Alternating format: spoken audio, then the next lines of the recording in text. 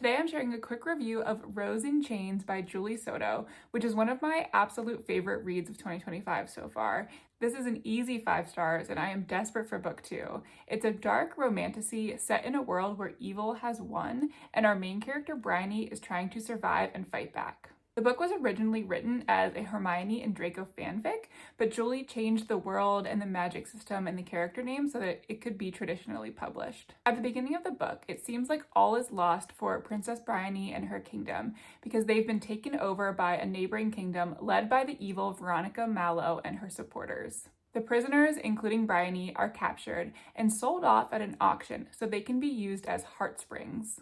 In this world, Bryony's people use their mind as the source for their power, but Veronica and her supporters use their heart as their power source. The only problem is heart magic can be easily depleted, requiring those who wield it to use some other source or rest before they can continue.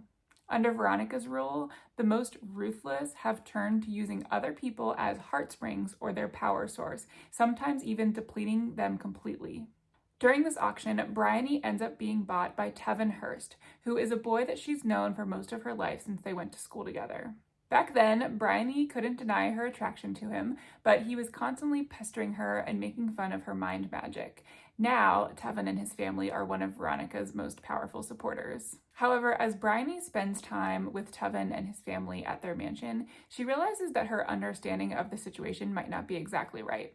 Tevin refuses to use her as a heart spring, and his mother is unexpectedly kind to her while she's there. She eventually discovers that they've all been training to use mind magic to help protect their family and the secrets they've been hiding from Veronica. Bryony realizes that she might actually have an ally in Tevin, and over their time together, she's desperately trying to connect with her friends and family and figure out how they can support the growing rebellion. The course of the story follows Bryony in present day as she spends time with Tevin, but also has a lot of flashbacks to their years as they grew up together. I loved seeing how Bryony's impressions of Tevin back then weren't necessarily correct, and we can see how over the years he's actually done a lot to protect her and help keep her safe. This is the slowest of slow burns as Tevin and Bryony try and navigate their situation.